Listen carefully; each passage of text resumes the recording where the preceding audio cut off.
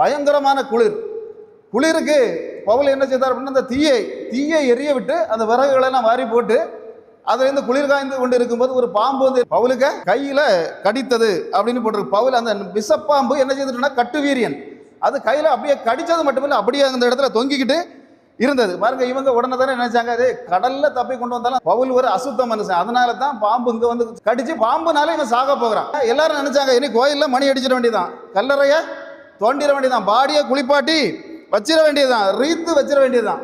யாருக்கு? பவுலுக்கு அப்படின்னு நினைச்சு எல்லாரும் எதிர்பார்த்து கொண்டு இருந்த போது அங்க குழி தோண்டினது பவுலுக்கு இல்ல, பாம்புக்கு. பாருங்க, பெட்டிக்குள்ள தூக்கி வச்சது பவுல இல்ல, பாம்பு. ரீத்து வச்சது பவுலுக்கு இல்ல, பாம்புக்கு. இன்னைக்கு தேவன் தெளிவாக சொல்லுகிறார், இந்த 2026வது வருஷத்துல இந்த மாதத்துல உங்களை நோக்கி எந்த பாம்பு வந்தாலும் சரி அது கடிச்சு நீங்க சாக மாட்டீங்க. எந்த பாம்புக்கு சாகணும்னு விதி இருக்கோ அந்த பாம்பு உங்களை தேடி வரும்.